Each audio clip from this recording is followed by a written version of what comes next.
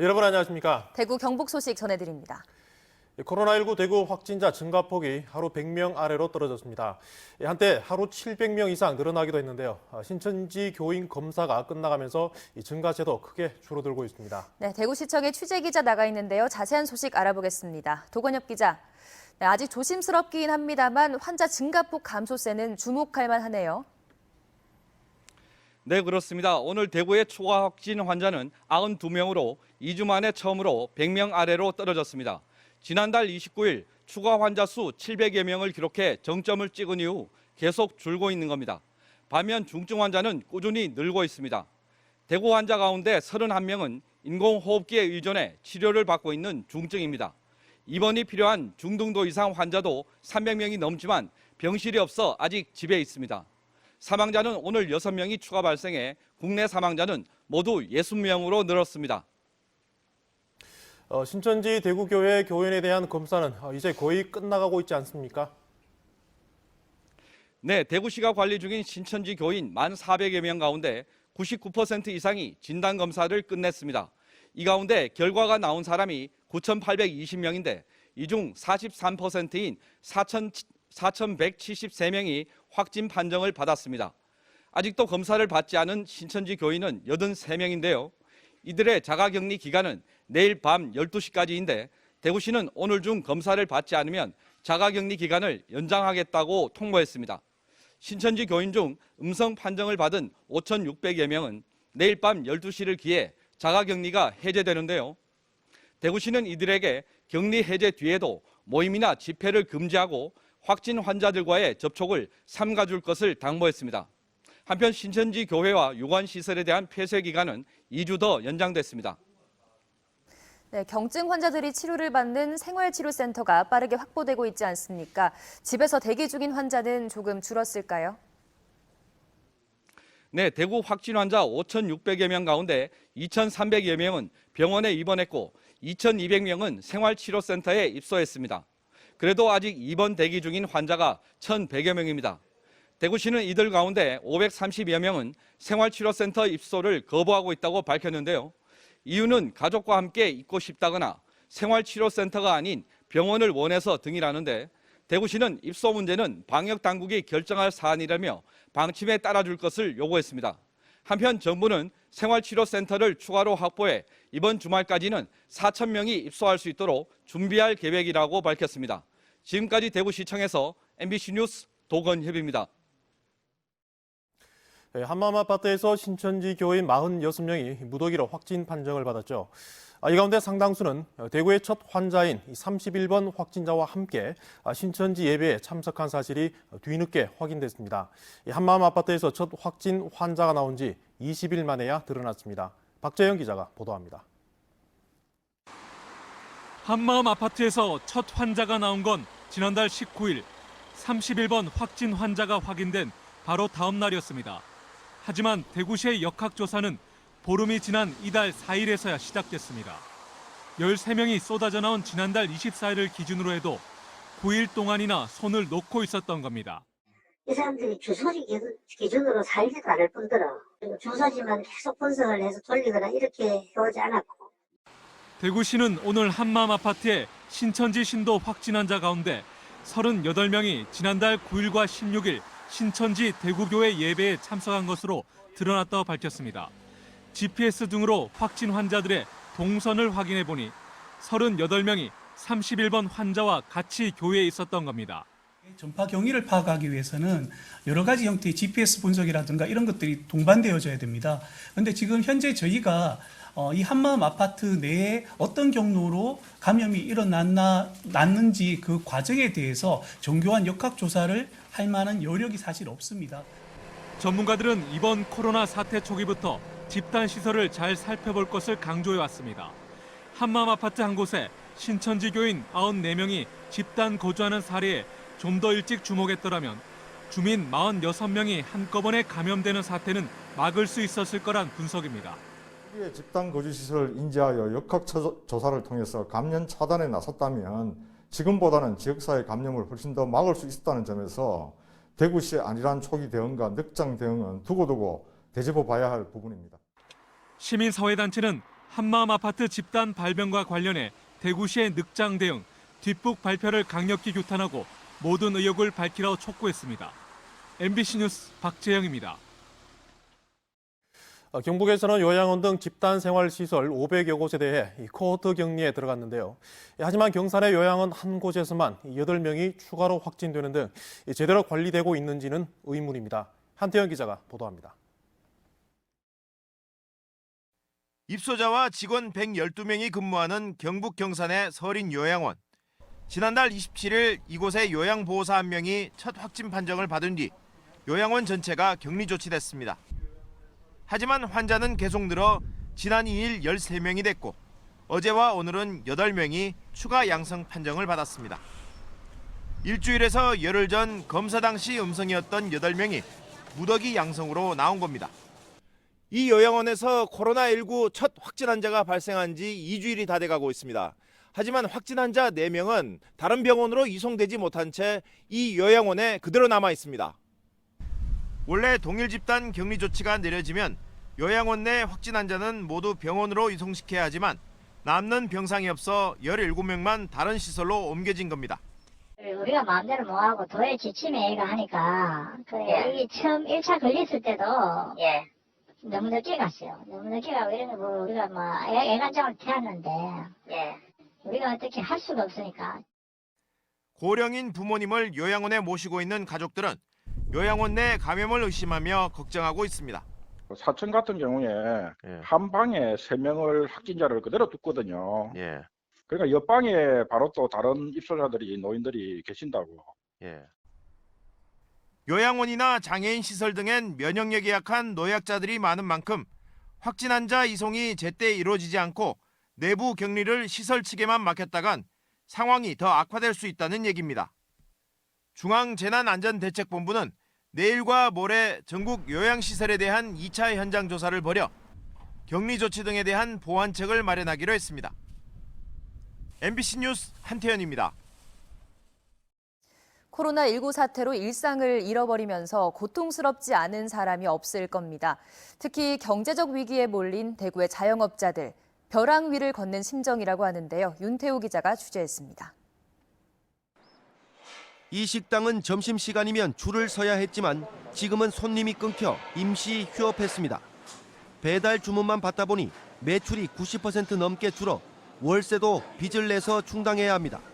손님이 하루에 한 테이블, 2테이블 올까 말까예요. 사업자 대출 된다고 하니까 코로나 때문에 그거 지금 대출 신청 예약해놨어요. 3월 26일 날. 대출 받아서 월세 내려고요. 다른 식당도 문을 닫았습니다. 손님이 없기도 하지만 혹시나 손님을 받았다가 코로나19가 전파되지 않을까 하는 걱정 때문입니다. 코로나 환자분 식사를 하고 또 그분이 또 걸리면 또 안 되잖아요. 저희가 손해 보더라도 일단은 이제 번지는 걸 막아야 되니까. 자영업자와 소상공인들이 코로나19의 직격탄을 맞았습니다.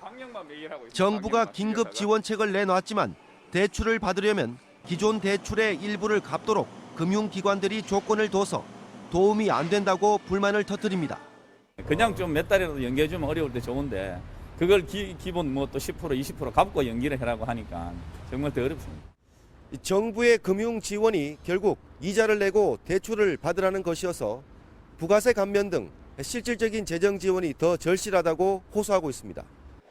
코로나19로 다들 힘든 마당에 드러내놓고 고충을 말하지 못하는 자영업자들은 침체가 길어지면 극복하기 힘들 것이라는 불안감에 떨고 있습니다. MBC 뉴스 윤태호입니다. 네, 이렇게 자영업자와 소상공인이 직격탄을 맞아 휘청이고 있는데요.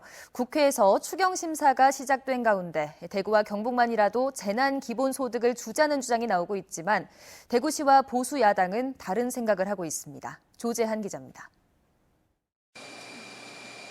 생산 물량 90% 이상을 수출하는 대구의 안경업계 상당수 업체가 한 달 사이 수출길이 끊어지다시피 하며 도산 위기를 맞았습니다. 소공인이 거의 한 86%에 해당됩니다. 그리고 10인 이하 제조업체들이 너무 많기 때문에 이분들에 대한 어떤 그게 지원이 없는 것 같으면 실질적으로 짧은 기간 내에 진짜 많은 업체들이 문을 닫는. 민주당 대구 경북 재난특위는 피해가 집중되고 있는 취약계층 생계지원 추경을 요구했습니다. 소상공인에게는 한 달에 100만 원, 일용직은 최저 생계비 123만 원, 택시업 종사자에게는 100만 원에서 150만 원씩 석 달 동안 지원할 것을 제안했습니다. 늘 하시던 대로 그런 심사가 아니라 어떻게 하면 정말 희망의 싹을 살려주는 어떤 그런 추경이 됐으면 하는 그런 모습들을 늘 호소드리겠습니다. 코로나19 대응차 대구를 찾은 이낙연 민주당 코로나19 국난극복위원장도 정책자금 한도 배제와 심사 완화 등 실질적 대책을 약속했습니다. 대기업 같은 좋은 여건에 있는 사람들이 더 좋은 돈을 쓰고 어려운 사람들이 더 비싼 이자 물고 하는 이건 참 중대한 맹점이지요. 그래서는 안 되는 것 아니겠어요. 대구 경북 대부분의 의원이 속해 있는 미래통합당은 예산 증액을 주장하면서도 재난기본소득은 선거용 포퓰리즘이라며 반대하고 있고 대구시도 마찬가지입니다. 빚을 내서라도 국민들에게 돈을 나눠주자 이렇게 주장하는 분들 가만히 보면 그분들 대부분은 평생 자기 손으로 일을 해서 돈을 벌어서 세금 내본 적이 별로 없는 분들. 심정적으로 동의를 합니다. 이 부분들이 국가적인 재정이 허락할지는 좀 더 합리적으로 이성적으로 판단해 봐야 되지 않겠습니까? 코로나19 극복을 위해 기본소득을 주자는 주장에 정작 가장 피해가 큰 대구시와 대구를 텃밭으로 하는 야당은 반대의 목소리를 내고 있습니다. MBC 뉴스 조재환입니다. 마스크는 요즘 필수품이자 가장 민감한 품목이 됐습니다. 길게 줄을 서도 구하기 어려운 마스크.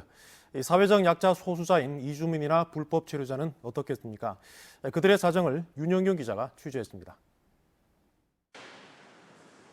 한국에 온 이주민들은 6달을 채우기 전까지는 건강보험에 가입할 수 없습니다. 미등록 이주 노동자 역시 마찬가지입니다. 안 그래도 마스크 구하기 어려웠는데 이젠 마스크를 사기가 공식적으로 불가능해진 겁니다. 건강보험에 가입된 이른바 합법 이주 노동자도 보통 월요일에서 토요일까지 일을 하다 보니 일요일에 문을 여는 약국을 찾기가 쉽지 않습니다. 문화가 달라도 피부가 달라도 다 똑같은 노동자잖아요. 똑같은 노동자도 똑같은 안전하게 살아야 되기 때문에. 이주민 지원단체 한 곳은 지난주 후원자들이 보내준 마스크 1,500개를 이주민 한 명에 2개에서 5개씩 나눠줬습니다. 수백 명이 몰리면서 이틀 만에 마스크 1,000개가 나갔습니다. 그 마스크 이름을 평등 마스크라고 합니다. 마스크조차에서도 이주노동자, 이주민들이 차별을 받고 있는 이런 현실을 좀 꼬집고 싶은 그런 생각입니다. 지난해 기준 우리나라의 미등록 외국인 체류자는 35만여 명.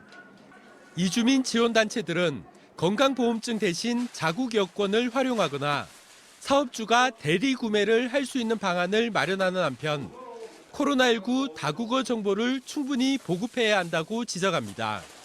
MBC 뉴스 윤영균입니다. 민주노총 대구본부와 대구민중과 함께는 자영업자와 일용직 노동자 등 취약계층에게 코로나19 사태는 생존의 문제라면서 이들을 위한 대책을 마련하고 추경 예산도 과감하게 편성하라고 요구했습니다.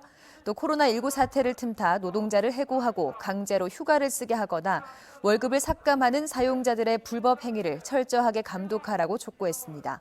사회복지시설 등 취약계층이 이용하는 시설이 문을 닫으면서 어려움을 겪는 노인과 아동, 장애인들의 어려운 상황에 대해서도 복지 안전망이 흔들리지 않도록 하는 지원책 마련도 촉구했습니다. 미래통합당 대구 북구갑 선거구에 단수 공천된 양금희 예비후보 캠프 관계자가 코로나19 양성 판정을 받아 후보가 스스로 자가격리에 들어갔습니다. 양 후보 측은 어제 오전 숨진 선거캠프 사무장 이모 전 구의원이 사후 코로나19 양성 판정을 받았다고 밝혔습니다. 숨진 이 전 구의원은 지난 3일 선거캠프에 20여 분간 머물러 양 후보와 선거캠프 관계자 9명도 검체 검사를 했습니다. KBO가 2020 시즌 프로야구 개막을 4월로 미뤘습니다. KBO는 오늘 코로나19 사태에 따른 팬들과 선수단의 안전을 위해 4월로 시즌 개막전을 미루고 개막으로부터 2주 전에 개막전 일정을 최종 확정하기로 결정했습니다. 한편 코로나19 피해가 가장 큰 대구 연고팀 삼성의 경우 상황에 따라 홈 경기를 뒤로 미루고 원정 경기 위주로 재편성할 가능성도 검토하고 있다고 밝혔습니다. 대구지방검찰청은 국내 한 인터넷 사이트에 게시된 신천지 교인 명단이 실제 교인 명단과 일치한다는 것을 확인한 대구지방경찰청이 해당 사이트에 대한 압수수색 영장을 신청하자 법원에 영장을 청구했다고 밝혔습니다. 신천지가 정보통신망법 위반으로 검찰에 고발한 사건으로 검찰은 신천지 홈페이지 해킹으로 인한 명단 유출로 의심돼 영장을 청구했다고 밝혔습니다. 대구시는 대구 동구 3곳 등 장애인 거주시설 5곳을 예방적 코호트 격리시설로 지정했습니다.